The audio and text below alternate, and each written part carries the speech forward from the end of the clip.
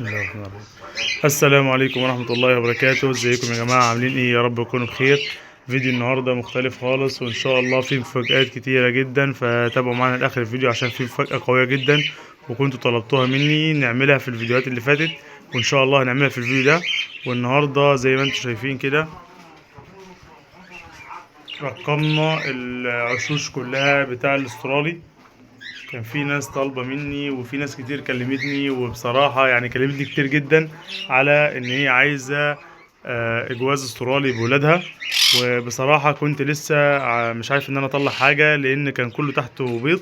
فتعالوا نشوف النهاردة كل جوز تحته ايه، واللي عايز حاجة يقول لي الجوز رقم كذا بكام، وانا ان شاء الله هقول لك سعره وتفاصيل الجوز كله. فيلا بينا نبدأ. بسم الله الرحمن الرحيم. نبدأ بالجوز الاول. بسم الله.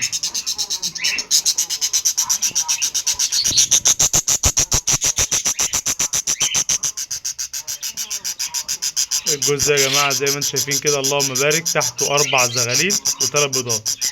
تمام. نخش على الجوز رقم 2.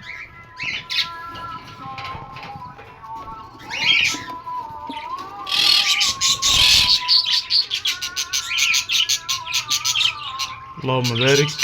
هنا برضو تحته 3 زغاليل. ثواني كده نشوف.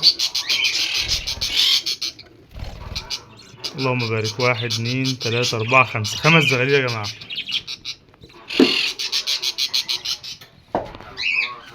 تعالوا كده.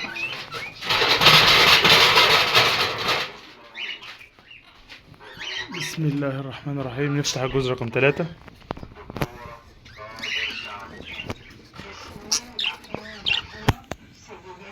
لسه هنا 5 بيضات.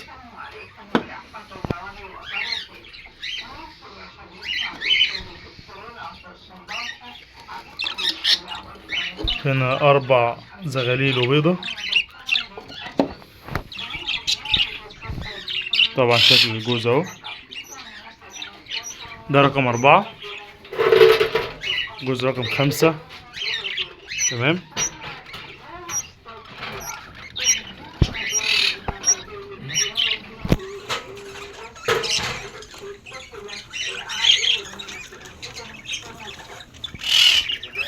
بسم الله. في زي ما انتم شايفين كده 6 بيضات وزغلول، يعني 7. اما بالنسبة للجوز رقم 6،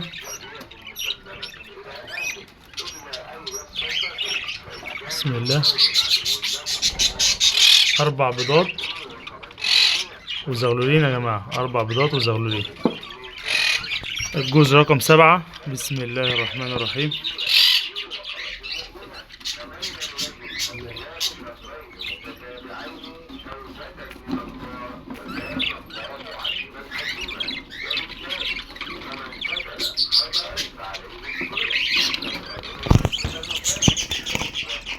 اللهم بارك. ثواني.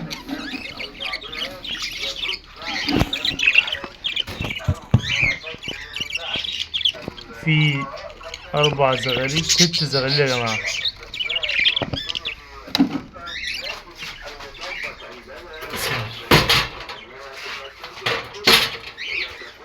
بسم الله.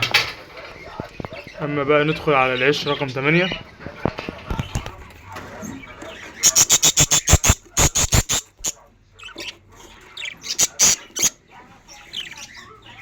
زغلولين و4 بيضات يا جماعة زي ما انتم شايفين كده.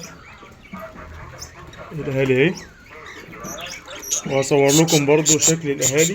تمام.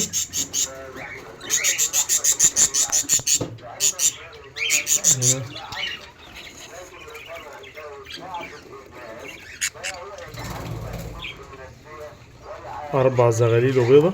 تمام. ده الجوز رقم 9. هنا الجوز رقم 10.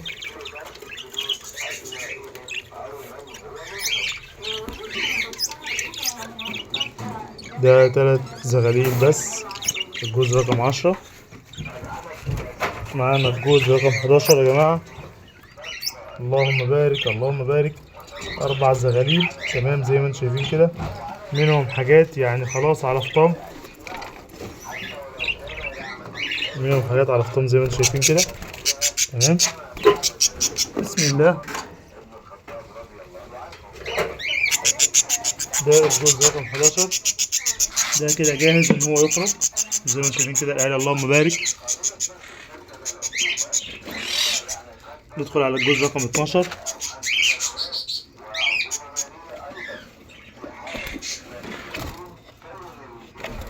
في هنا اهو. بسم الله. 4 بيضات وزغلولين.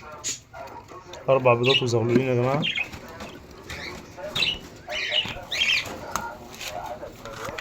وهنا الجوز رقم 13. بسم الله الرحمن الرحيم. في هنا 3 زغاليل وبيضة.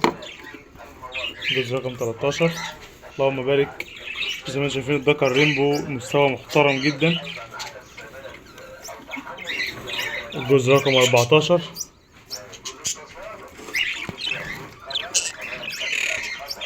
ده لسه 5 بيضات يا جماعة. أي جوز تحته بيض لسه، يعني لو جوز ما البيض لسه ما فقسش وتحته بيض، فده أنا مش هبيعه يا جماعة، معلش. أنا هبيع الحاجة اللي تحتها زغاليل بس. لو حد محتاج حاجة يكلمني على الأجواز اللي تحتها زغاليل، مش اللي تحتها بيض بس. هنا اللهم بارك 4 زغاليل وبيضتين. جوز رقم 15. جوز رقم 16 يا جماعة. ما شاء الله اللهم بارك. 3 زغاليل وبيضتين. واخيرا الجوز رقم 17. بيضة وست زغاليل 6 بيضات وزغلول. طبعا الحاجات اللي لسه فيها زغلول واحد وبيض او زغلولين وبيض دي هتستنى عليها شوية، مش هنبيعها. الكلام على الجواز اللي تحتها زغاليل بس، وسواء كانت صغيرة او كبيرة. تمام. لان البيض مع النقل ممكن يبوظ، لكن الزغاليل بصراحة لا عادي، يعني كده كده الاهالي هتاكلها. تمام. ده كده بالنسبة للجواز الاسترالي الشغالة. لو حد محتاج حاجة يكلمني عليها، تحت امركم في اي وقت. اما بالنسبة بقى للمفاجأة اللي سايبها لكم في اخر الفيديو، هي التأكيل اليدوي والفرد الحبش اللي كنا اتكلمنا عنه. طبعا نقلناه لما كان لوحده، نقلناه هنا. تمام. وهوريكم دلوقتي شكله بقى عامل ازاي. ما شاء الله اللهم بارك، يعني الى حد ما جاهز ان هو يتاكل يدوي. فباذن الله هناخده دلوقتي وهوريكم برضو هنتعامل معاه ازاي خطوه بخطوه في الفيديوهات الجايه. وطبعا زي ما انتم شايفين الزغلول لسه صغير خالص، يعني هنحطه هنا مثلا كده زي ما انتم شايفين كده. لسه حتى الريش ما كساش جسمه. تمام. لسه صغير خالص خالص جدا، يعني ما بيعرفش ياكل حتى. فهناخده وهنجيب له تأكيل يدوي وهنأكله، وبإذن الله هندربه برضه، واللي هيحتاجه هنقول لكم على السعر هيبقى عامل كام في الفيديوهات الجايه. فتابعوا معانا كده يا جماعه. نكون وصلنا لنهايه حلقه النهارده. لو عجبك الفيديو ما تنساش تعمل لايك وكومنت وتشترك في القناه وتفعل زر الجرس. الاهم من كل ده انك تصلي على النبي وتدعي لنا بالبركه. والسلام عليكم ورحمه الله وبركاته.